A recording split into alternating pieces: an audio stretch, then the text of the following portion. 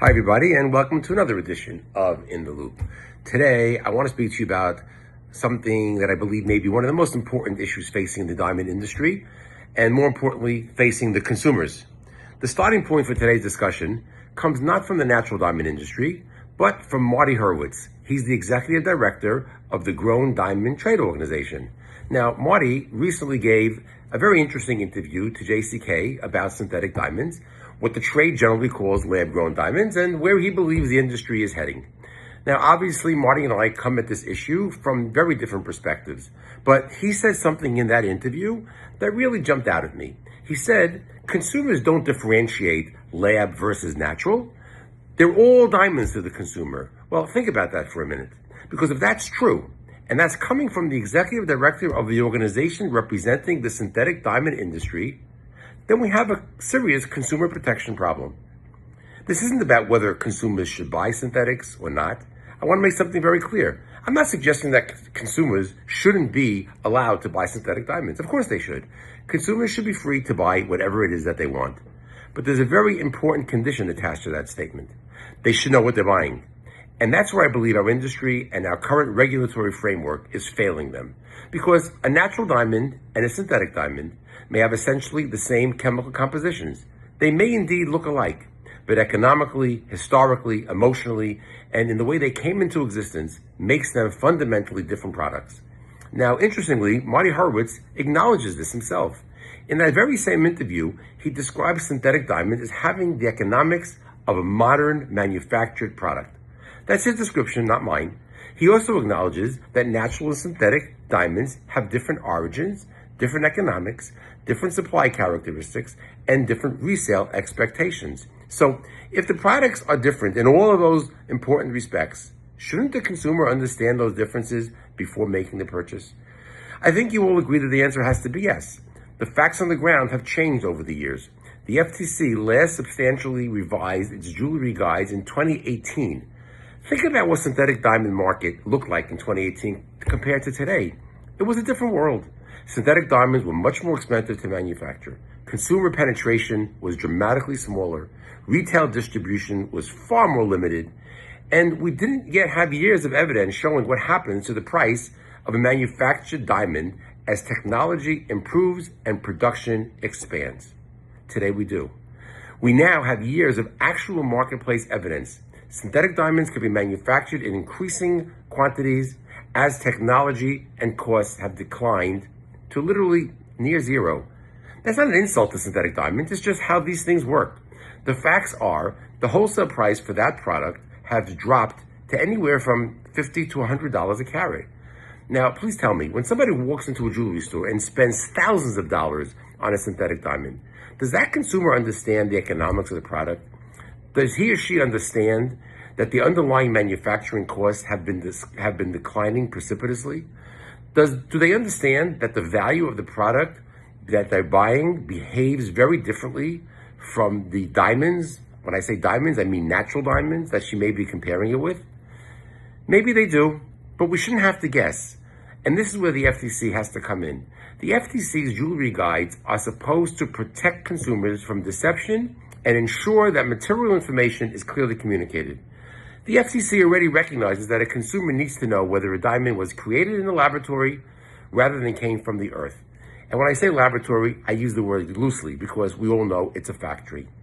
But the question we now have to ask is as follows. Are the rules written for the marketplace of 2018? Are they adequate for the marketplace of 2026? I don't believe they are. I'm currently serving on an industry task force charged with examining this exact issue.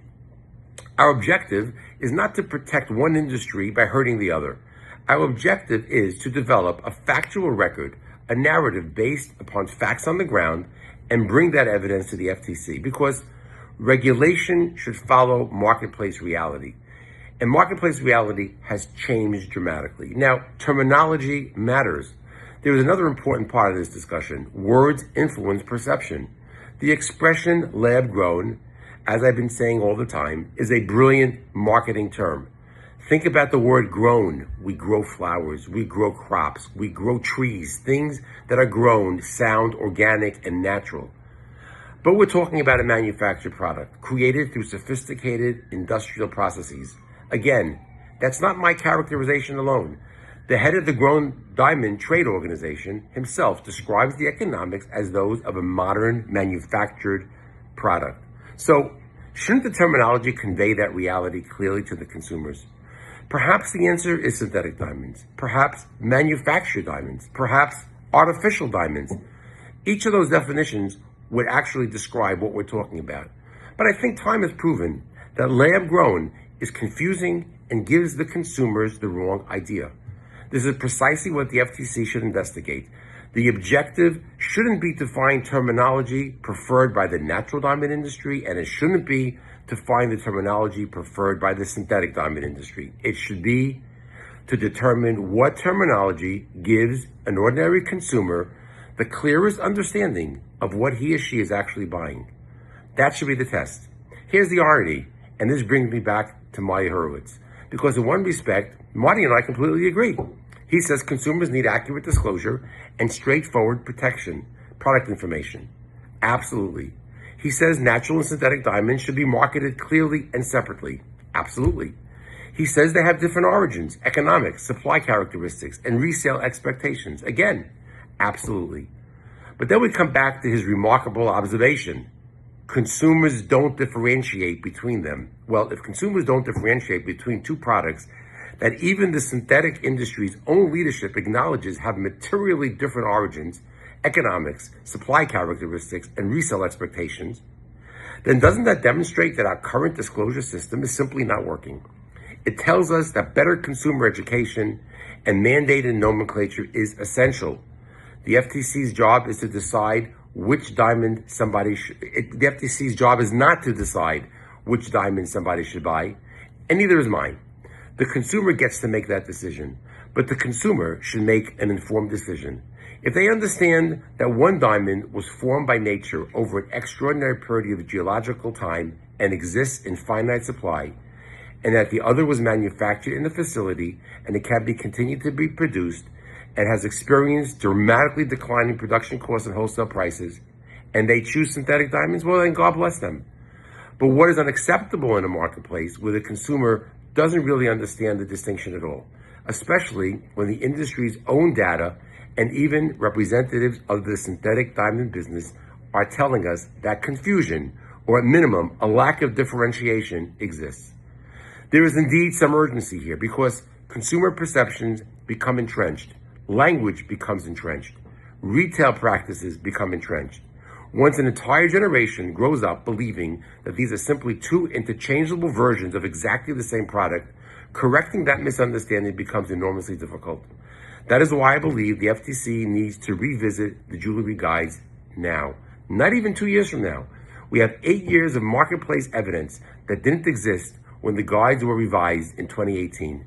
Let's put that evidence on the table. Let's examine what consumers actually understand when they hear lab grown, lab created, synthetic, manufactured, and natural. Let's determine what consumers understand about rarity, production, pricing, and value. And then let's write rules based on what consumers actually understand, not what either side of this industry wants them to understand.